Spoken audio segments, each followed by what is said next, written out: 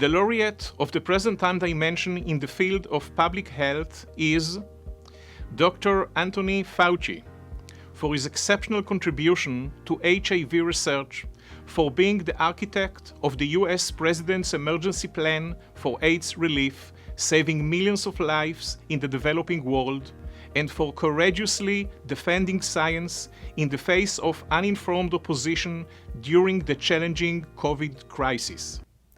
Welcome to Hold the Line. I'm Buck Sexton. Dr. Anthony Fauci awarded the prestigious Dan David Prize for, quote, courageously defending science. The award is not only prestigious, it's quite lucrative. In total, Fauci will collect about $1 million. Who says acting like Napoleon in a lab coat doesn't pay? The award comes as Dr. Fauci has begun sounding more like a flack for the Biden administration than he does a medical doctor. Here he is just this week shilling for President Biden's COVID relief package. And I think that the schools really do need more resources, and that's the reason why the National Relief Act that we're talking about getting passed, we need that. The schools need more resources. So schools can't open until they pass COVID relief, despite the fact that the CDC said just weeks ago that it was already safe to reopen schools. Got it. Now Dr. Fauci is running to the defense of Vice President Kamala Harris. During a recent interview with Axios, Harris told reporter Mike Allen that the administration was starting from scratch when it came to vaccine distribution. It was a flat-out lie. It directly contradicted a statement made by Fauci a few weeks earlier. So what did the good doctor do? He ran to CNN to correct the record. What I think the vice president is referring to is that the actual plan of getting the vaccine doses into people's arms was really rather vague. Ah, yes. Starting from scratch, sure. Running interference for Democrats. Did you ever see Fauci run interference for the Republican administration before this one? I don't think so. Here's what we know. Democrats have been politicizing COVID-19 since the beginning of the pandemic, but just now we're seeing more and more of the results of that politicization, and they are not good. Notably, although one of many, you have Governor Andrew Cuomo of New York, who clearly acted to prevent the public from knowing the full scale of deaths from COVID-19 in nursing homes in his state. And this came after he gave a now infamous executive order telling nursing homes that they have to take people back, even if they are COVID positive, into those facilities. Now, Cuomo's got a whole line about how it's just the staff and not somehow the COVID positive patients, the thousands of them who were sent back into these facilities, that caused any deaths whatsoever, that caused any of this problem. But the science certainly wouldn't support that, would it? But who can Cuomo, of course, count on? Well, the same guy who had said at one point that he and Fauci were going to be like De Niro and Pacino of public health announcements. That's right. Fauci, when asked about Cuomo, decided to go with the no answer. Play it.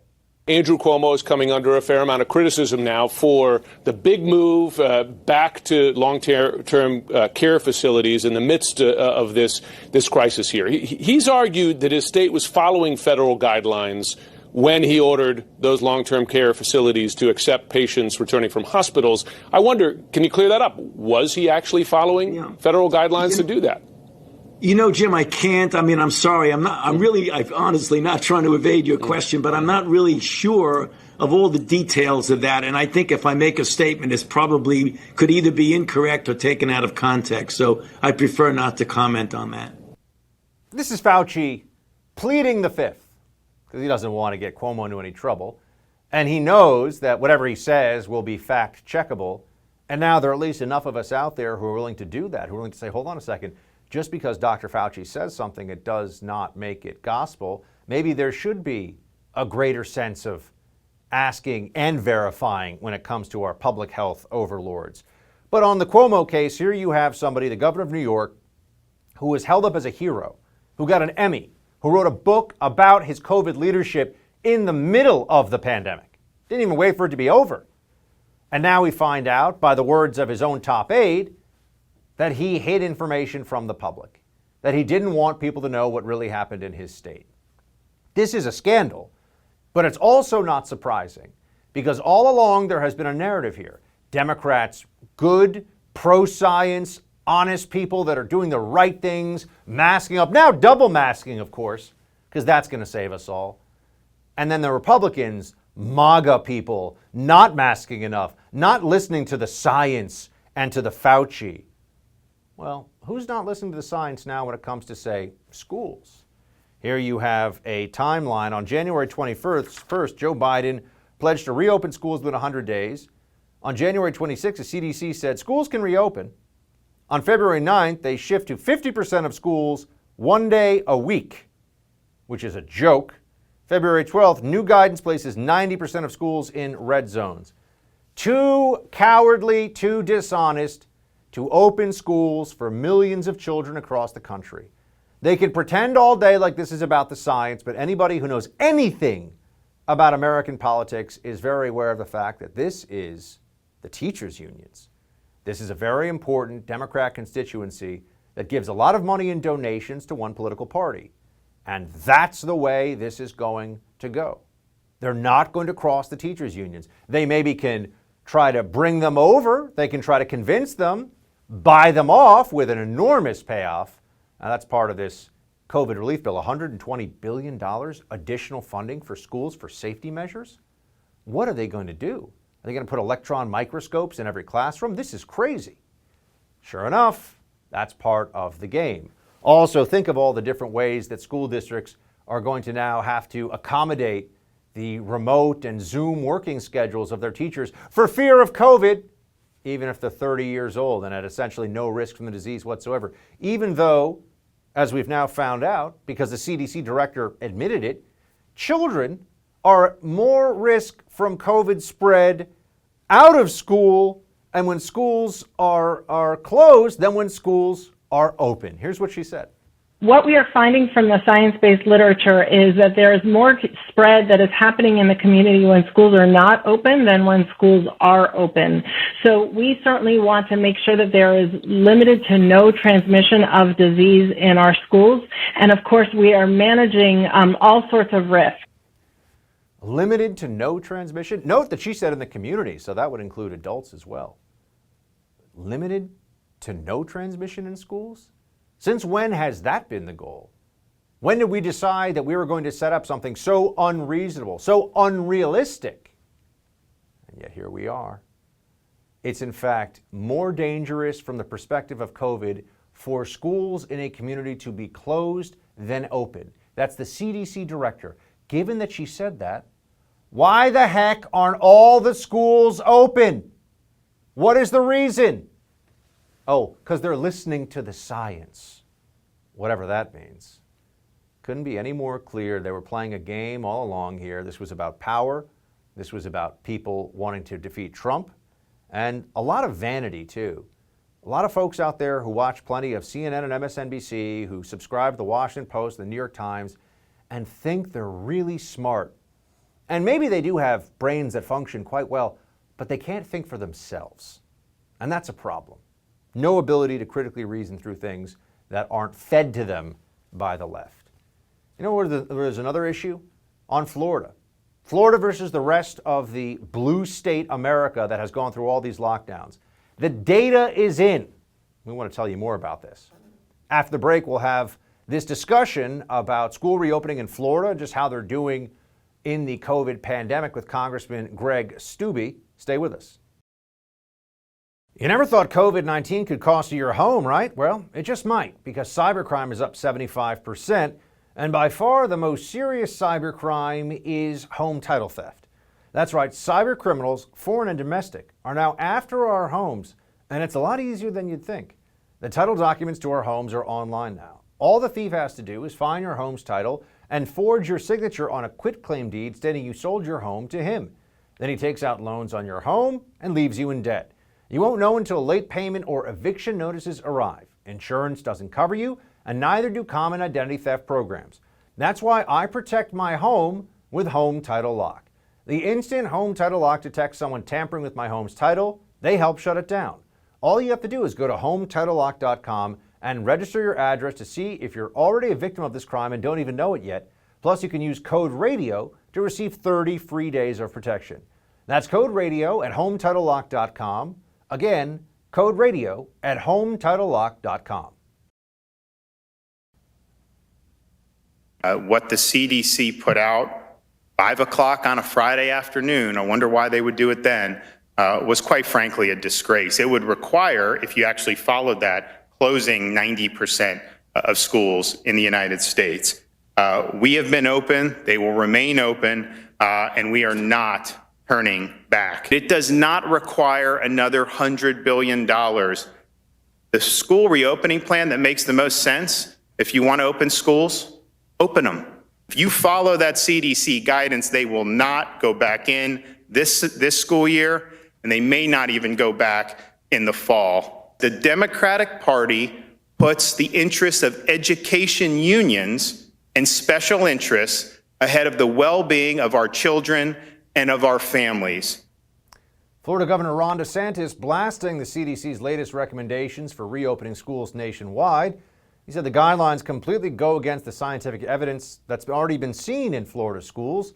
So why isn't the CDC actually following the science? Here to weigh in, Florida Republican Congressman Greg Steube. Congressman, thanks so much. Yeah, thanks for having me. So let's start with, why isn't the rest of the country learning the lesson here? Florida's had schools open. You have not had some terrible calamity of cases for either students or teachers. What's the holdup here? There was just an article today with no mask mandate, with schools open here in Florida. We've been open schools here in Florida since May. Florida ranks the 11th lowest in COVID deaths per capita among seniors. So think about that for a second. Having an open economy, businesses open, schools are open. We're just about as much of a normalcy as you can have during the COVID pandemic. We have one of the lowest case rates per capita for seniors in the entire United States. So you wonder why the Democrats aren't following the science, how they like to say constantly that they are, when we have shown here in Florida that you can safely reopen schools and do it effectively. And your colleague, Jim Jordan, tweeted this out. The CDC says it's safe to open schools, so why does the party of science want to keep schools closed? Well, Congressman, why do they want to keep schools closed? Why are Democrats, the Biden administration, moving so slowly on this, as you see it? The number one receiver of funds from the teachers union was Joe Biden and his campaign. So the teachers unions want to stay shut down. The teachers union want to stay virtual. And so that's what they're going to try to do. And they're going to try to handle and acquiesce to the demands of the teachers union. And that's not what's best for our kids. Look, I'm in a unique scenario. I have a son who lives in Michigan with his mom part of the time. He goes to school there, and he hasn't been in a physical classroom in Michigan for over a year, since March of last year. So almost a year he hasn't been in a classroom. Today he's visiting his friends in a private school here in a classroom, no issues. They do the temperature checks as the kids come into the classrooms, and we're having great success here in Florida. So why such the difference in states that are run by Democrats versus states that are run by Republicans? And if you look a year from now, you're going to see that our children have done better in states like Florida where we've remained open. Their test scores are going to be better. And in states that they've been locked down and doing this virtual school, you're going to see that they've lost a year of their education. Congressman, part of the COVID relief package is $120 billion that is supposed to be set aside for school COVID safety measures. What is that money actually going to go for? Do we know? And is that going to happen? Well, we have no idea because it's just another line item. And I'll say this, there's still, I don't know the exact number, but it's in the billions of dollars. There's still billions of dollars available for educational programs across the country in the last COVID package. There's still money available for cities and states in the last COVID package. They don't care. They want to do another $2 trillion, raise the minimum wage to $15, lop that into this big package. So nobody knows exactly what it's going to. And all of the different committees haven't had markups on this bill. And I don't think we're going to see markups on this bill when we vote next week in Congress. And you're not going to know exactly what that money's going to. So, I mean, how many thousands of pages is this bill going to be? Is this going to be one of these situations where basically no one's read it and it's just rammed through? Yeah, the last one was 1,800 pages that they gave to us. I believe it was a Monday that they gave us the language, and we were voting on it on a Tuesday or a Wednesday. I don't know about you, but I can't read 1,800 pages of legislation in 24 to 48 hours. We passed years ago. There was actually a 3-day wait on bills before the floor. Of course, they're waiving all of those rules so they can shove whatever it is they want through without even the ability for members to even be able to read this before they vote on it. And they take it a step further. They won't even allow us to file amendments on these bills when it reaches the floor, because heaven forbid that the Republicans put them on the board on some issue. We used to have the motion to recommit the last Congress. They did away with that completely this Congress. So Republicans, the one tool that the minority had to put them on the board on an issue, we can't even utilize that on the floor now. So they shoved this package through. You got an up or down vote, and you typically don't get notice until a couple of days beforehand. We know that vaccination is a critical part of getting the country back to normal, and there's been a lot of back and forth already on the state of the vaccination program nationally and state by state. Here's what Dr. Fauci said about teachers getting vaccinated specifically. You can't say we're not going to open any schools unless all the teachers get vaccinated. It would be very helpful, and all of us are very empathetic and want the teachers to get vaccinated. They are a priority when it comes to essential personnel. But we think we can move forward as we vaccinate teachers, but it doesn't have to be that if they're not vaccinated, then you don't open the school. I mean, everyone turns to this guy for answers, Congressman, as though he actually gives them. It sounds to me like he just sort of talks in circles a lot of the time. There needs to be safe. What's safe? Well, things that make things more safe. Well, how safe? Well, and everyone just points to him that wants to keep lockdowns and keep schools shut down and say, whatever Fauci says. Well, and where's the science behind that? Did he point to any research that was done that teachers need to be vaccinated? Most teachers that I know aren't over the age of 65, so they're not even in the high risk category unless they have other health factors. Again, the facts show through in Florida and other states like Florida that have been open since May. Our schools have been open. You haven't had a high incident of cases amongst teachers. You haven't had a high incident of cases amongst these schools that have been out. And in fact, the hospitalization for COVID is down 4%. It was 10% in December, and it's 6% here in Sarasota County in February, a reduction in 4%, yet they're claiming that Florida has this huge spike in cases, and they're even contemplating having some travel ban. We can open the borders and let legal immigrants in, but we can't have American citizens travel to Florida. Congressman Steube, appreciate you joining. Thanks for what you're doing down in Florida. Thank you. Good to see you.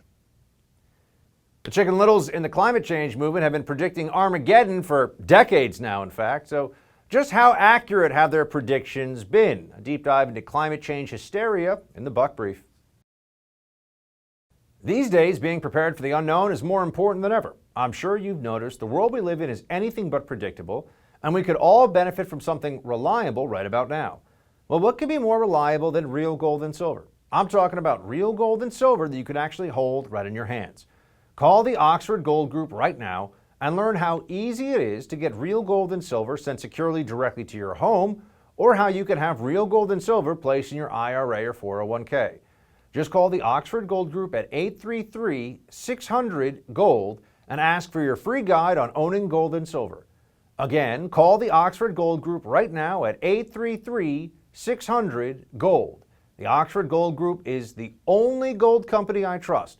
Call them right now at 833-600-GOLD. One more time, that's 833-600-GOLD. Don't wait for inflation to start ticking up. Don't wait for the economy to drop out. 833-600-GOLD, real gold and silver. Check them out today.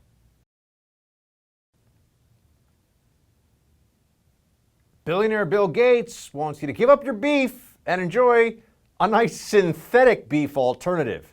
Ignore the disgusting taste. You have to save the environment. That's what this is all about. Just the latest in a series of left-wing eco-insanity about how the world's coming to an end because of climate change. Seems the rich and famous want you to change your lifestyle, for the worse, of course, in order to fight off something that they tell you is going to happen at any moment, but never actually materializes. They, of course, will continue to use their private jets, their yachts, party in Davos, just like the new presidential envoy for climate, John Kerry. But you need to give up your hamburger, otherwise the seas will overflow and the glaciers will melt and all that stuff. It seems like these apocalyptic predictions of doom have been going on for years, whipping millions up into a hysteria over the environment, almost like what the media has done with COVID. Let's look at the history of the insane climate change predictions in today's Buck Brief.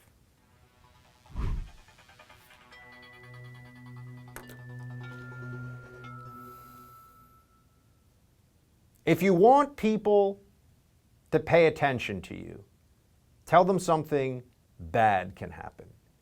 If you demand that everyone obey you, insist that something terrible is about to happen. It's inevitable unless, right? Catastrophe gets attention. Catastrophe gets control. You can sell people that they need to listen to you. You can convince, you can push, you can cajole. Because otherwise, that terrible thing I'm telling you about is going to happen. You see a lot of this actually in the news media. You see a lot of this in storytelling. There's a reason for it. Your brain latches on to the possibility of the awful, and it gets deeper and deeper into it. And then the person who says, oh, but we can save you from this. Here is your salvation. Well, that person then, of course, has a whole lot of power, right? And climate change. Now you see how this goes. The religious belief for people who believe they're too smart for religion. Bill Gates, one of the high priests of it these days, easy to want everyone else to eat synthetic beef when you've got $100 billion and everyone knows you're going to do whatever the heck you want to do. But let's go back in time. Let's build up the present to see what some of the most esteemed news publications in the world have had to say about climate change over the years. Just to give us a sense, we got John Kerry, the Biden administration climate envoy, running around making a fool of himself, while Democrats are signing the Paris Climate Accord as if that's going to do anything. Let's take a look at what used to be said about this. Back in 1969, my dad graduated from college. New York Times, 1969, everyone will disappear in a cloud of blue steam by 1989. So foe of pollution sees lack of time. Yeah, I'd never even heard about the blue steam end of days, but that's apparently a thing.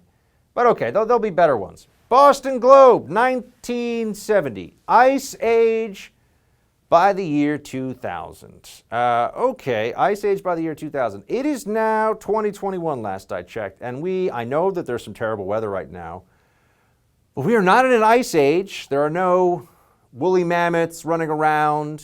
Neanderthals have not made a comeback. There aren't saber-toothed tigers. We are not in an ice age. So that prediction looks like it was a little bit off. Just by, a bit. 1970. 1971, Washington Post. New ice age coming in the next 50 years. Now, we are 50 years ahead of that. Do you see an ice age? As I've been saying. By the way, why don't we where's Fauci on this? Why don't we listen to the science? We need to listen to the science. How do we mitigate climate change so we don't have an ice age? Something like that, right? Where's Fauci on this one? I don't know. Fauci apparently doesn't have time for this kind of stuff. He's too busy coming up with terrible health pandemic policies. But that's one. 1974, you had The Guardian. Space satellites show new ice age is coming fast. Now, again, as I told you, I understand there's an incentive here for news organizations of the past, and still today, oh my gosh, no question, to get you terrified, right? If someone says, hey, I've got an interesting story to tell you, you might open up the paper, you might click on the link. If someone says, read this or you'll die, chances are you're going to do it. And if they tell you that you have to listen to them on a whole host of issues or else the whole planet will die, doesn't that give them then a lot of power? So those space satellites, first of all, space satellites from the 70s now, the smartphone you carry is more sophisticated than these things by a factor of a lot. But it turned out that they were wrong. But they were very advanced at the time, but they were wrong. Isn't that interesting? There's a Malthusian impulse here. Remember John Thomas Malthus, the guy who thought the world was going to basically have huge contractions of population because we couldn't make enough food. And based on simple arithmetic, it seemed like what he was saying was kind of true. We make X amount of food, there are Y amount of people. At some point, not enough food for the people. You'll have these cyclical famines, except we got better and better and better at making food. Thank you, fossil fuels, by the way. So that one didn't work out as they thought.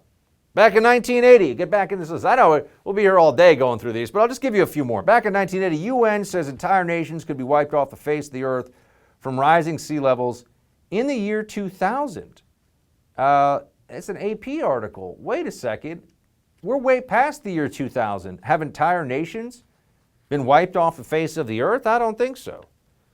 Salon Magazine, 1989, New York City's West Side Highway underwater by 2019. Now, I live pretty close to the West Side Highway. I actually go for pretty frequent walks, and back in the day, I'd go for jogs even along the West Side Highway. Is it underwater? I can tell you the answer is no. Does anyone feel silly about these kinds of predictions? Does anyone look back and say, maybe this was absurd or silly and we shouldn't continue to make them? No, they do not. The Guardian, 2004, Britain to have Siberian climate by 2020. Now, they may have Siberian politics thanks to a lot of the socialists running around in the UK right now, but they certainly don't have a Siberian climate. So that was 2004. They said 16 years from that.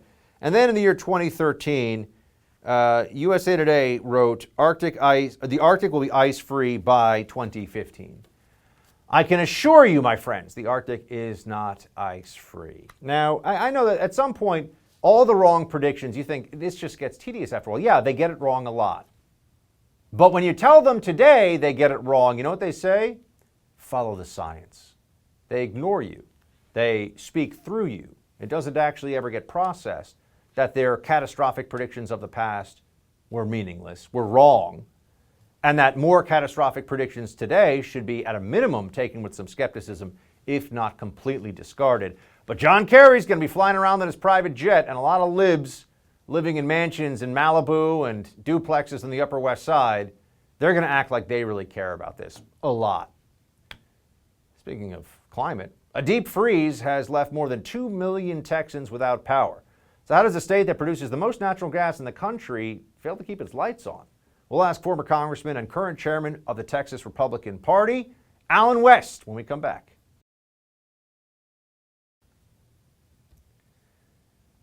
When you think of Texas, freezing temperatures and massive snowstorms aren't usually the first things that come to mind. But today, millions of Texans find themselves at the mercy of both.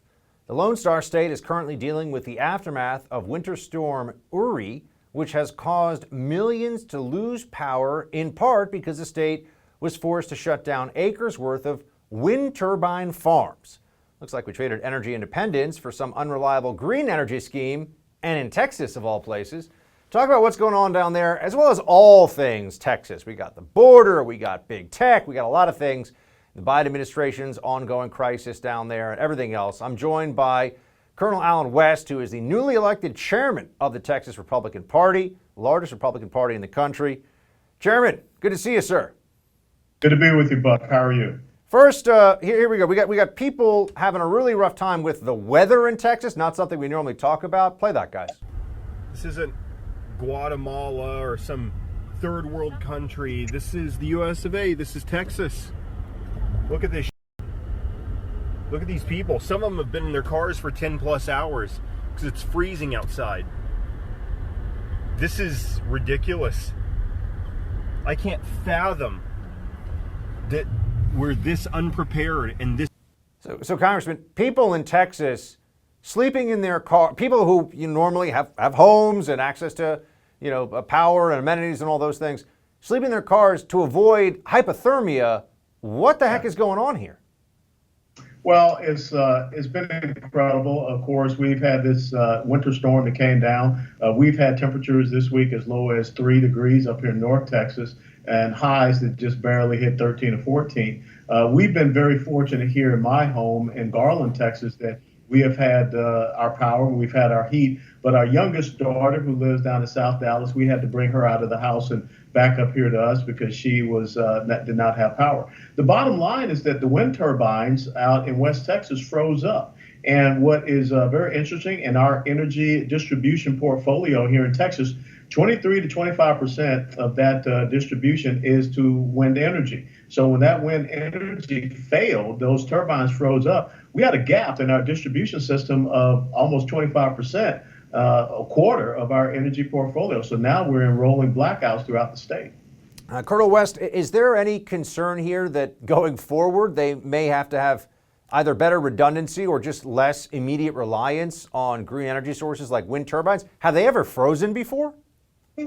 Well, no, I mean, this is something very rare. I mean, I have been in Texas for about 8 to 9 years. Previously, I was stationed in Fort Hood, Texas, and I've been back here since 2014. And this is the coldest I've seen since I've been here. So, no, that's not something. But, you know, when you put $19 billion into tax subsidies for wind energy, and this is what you get, and we know that we have some issues with the wind energy even during the summertime with those peak demands. This is not a reliable source, so we need to have that backup of natural gas, and we should not have such a dependency, 25%, 30 to 25% on this wind energy, because now we see that it did fail. So all those people that are pushing for that green energy, that new Green Deal, I don't think you want to talk about that out here in Texas right now. And Colonel West, the border is already becoming a major issue for the Biden administration, well, for the whole country, but because of the Biden administration's policies. Here at the New York Times, migrant families forced to confront new border crisis. Hundreds of migrant families have been released in the United States by Border Patrol agents. Thousands more are hoping for a chance to enter. We've got the end of the Remain in Mexico policy, which that alone will mean tens of thousands of people who had not already qualified for asylum will be released and are being released in the interior of the United States. We have migrant caravans on the way. Lieutenant Colonel West, what are we going to do about this? What's going on? Well, I think it's very important that states understand the 10th Amendment, that states start to exert their sovereign power and understand that they have to protect their citizens. If you look at Article 1, Section 10, Clause number 3 of the Constitution, it gives states the ability to protect their borders. The founding fathers called it invasions. Well, when you have people crossing your border that you did not invite in, that's an invasion. And it lays out the things that the states are able to do because of imminent danger. So, you know, they're looking at putting these individuals in El Paso and Brownsville. We know that our Attorney General fought back against this deportation executive order from the Biden administration and was successful. But we cannot have the left, Joe Biden, destabilizing Texas by way of this open borders policy that he's not doing by legislative process, he's doing by executive action. And I want to ask about the big exodus of people from particularly California to Texas, including major tech companies. It seems like this could be a mixed bag. We like jobs. Certainly Texas is all about jobs. You like revenue. You like innovation and entrepreneurship. But you're also going to have some people that you might think of as voting the wrong way showing up in Texas from California. What do you make? How big is this exodus from California of these tech companies into Texas? And what does it mean for your state? Well, it's pretty interesting that you had Elon Musk, who has decided to move Tesla from California to Texas, was on with Joe Rogan, who left California for Texas. And he was talking about how they need to make sure that their employees that they're bringing with these companies, they don't revert back to the same failed policies, ideologies of where they have just left. And they don't vote for those policies and ideologies. So I think that's what we see happening here in Texas is when you move these big corporations and businesses from California, Illinois, New York, New Jersey, and you bring these employees down, you can look at those areas, you can see how they have trended from red to purple to blue in some of the precincts. So I think it's really important these CEOs and these leaders in these corporations talk to their employees. You get the onesie-twosie people that are leaving those states and coming here, they're leaving because of those failed policies. But it's the uprooting of these major corporations that are causing a little bit of a shift in the politics and the demographics here in Texas. So we got to be very focused on that. Speaking of that shift, people on the Democrat side spent a lot of time, a lot of money, Colonel West, trying to figure out how to flip Texas blue. How much of a concern is that? And what are you doing right now as the chairman of the Texas Republican Party to prevent that from happening? Well, I came into the position as chairman in July of last year, and I knew that this was going to be a big push. Over $100 million was spent to flip the Texas State House and flip this state, and they got no electoral gains. Why? Because we took our message out all across Texas, and especially into the Rio Grande Valley, where we were able to flip counties down there that were blue to red. Hadn't been so in 100 years. So I think that when you take our message out, especially a strong oil and gas message, economic independence and security, we don't want to see open borders. We don't want to defund our police. I think we're going to be successful because the policies that the left believes in are not the policies that are fundamental to Texas and this success, its opportunity, and its prosperity. So we're just going to continue to work on that message and stay engaged down in those areas like the Rio Grande Valley and in our urban population centers. Governor Abbott has been having some challenges, like every other governor, during the COVID-19 pandemic, in keeping businesses open and making sure that the necessary health precautions are taken for the residents of your state. Are you seeing what's going on in Florida right now? And can you tell us if Governor Abbott's looking over there and saying, you know, maybe we could open up a little faster and a little more, you know, the science, the data is in. I think some people, I'll speak for myself here, Colonel West, some of us are a little surprised that Florida's been leading the way so much on this issue, and Texas hasn't been New York or California, to be sure, but feels like it's not really been willing to go the Florida route, shall we say, when it comes to lockdown. Well, without a doubt, a lot of people are seeing, you know, Governor DeSantis and what he is doing there. And look, he's drawn the ire of the Biden administration when they're talking about shutting off domestic travel to Florida while they're bringing in people from terrorist sponsored states. But we want to see Texas step up and be a leader, and I think that the nation wants to see Texas step up and be a leader. But you've got to ask Governor Abbott as far as his plans going forward. But without a doubt, we want to see more of the policies that you see in Florida and South Dakota and some other places as far as state legislatures standing up and being stronger. We want to see a strong Texas. Colonel West, always a pleasure, sir. Thanks again. Thank you so much, Bob. After the break, our rapid fire look at stories that still need some time. Quick hits up next.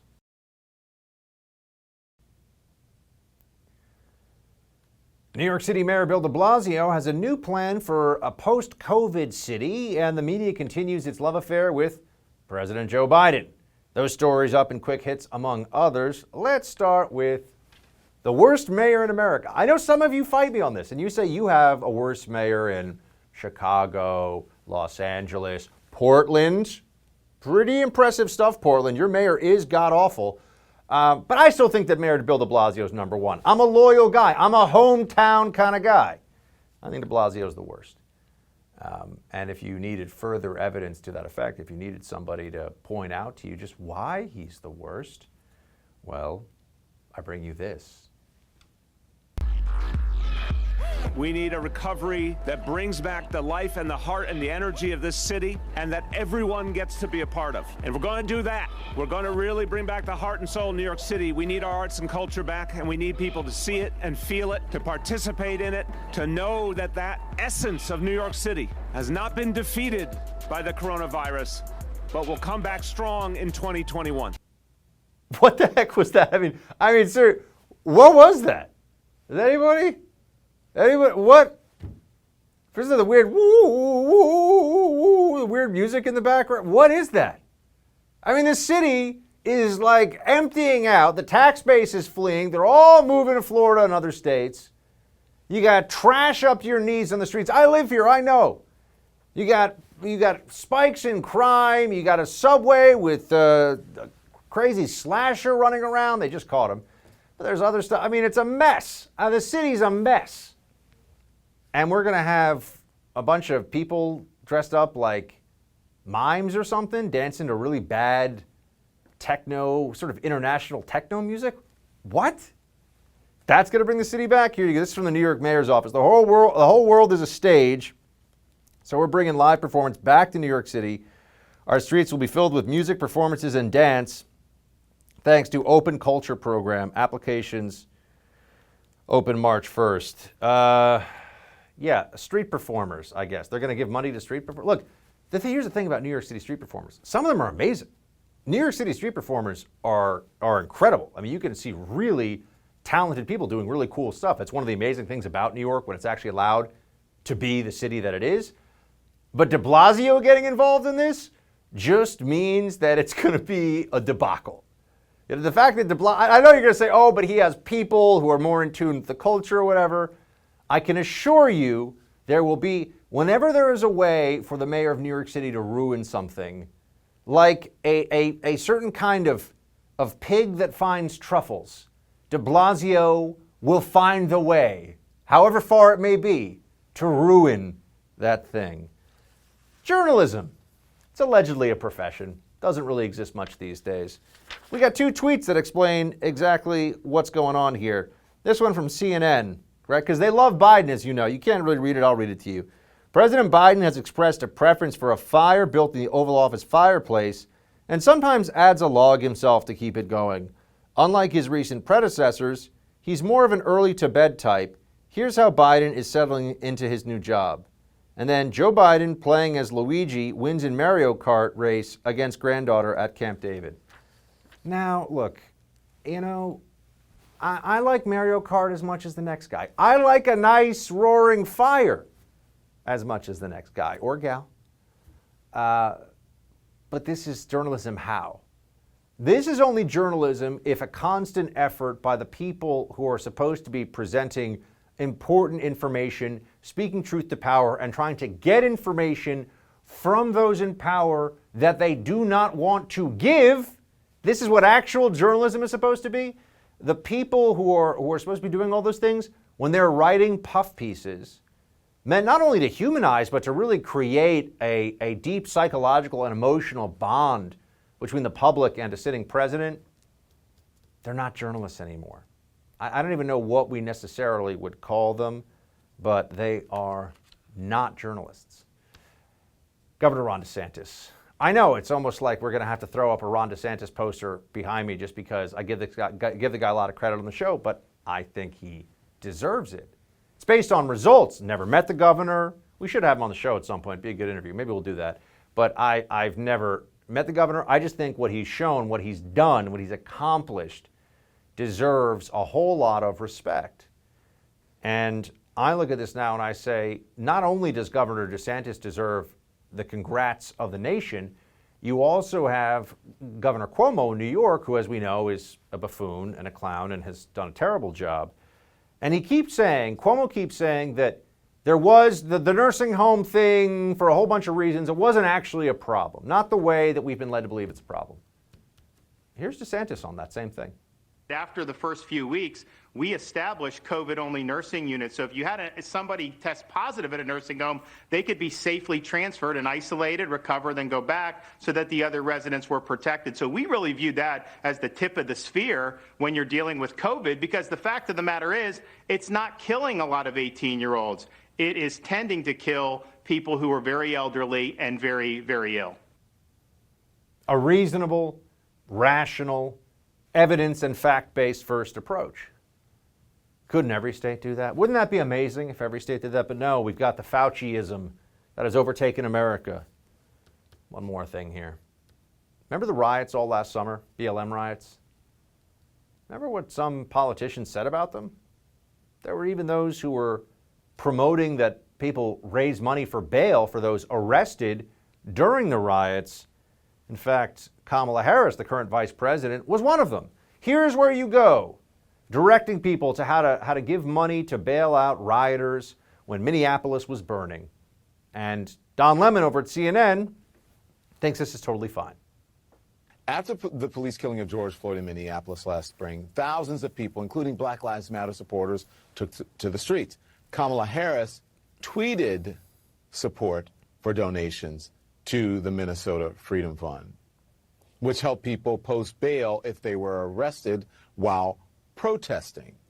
So let's set the record straight. There was no bailing out, right? Kamala Harris tweeted about a fund to help people post bail, which is entirely legal. Legal, but wise, ethical. It's a whole other conversation, isn't it? That's it for tonight's Hold the Line. The No Spin News with Bill O'Reilly is up next. Shields high.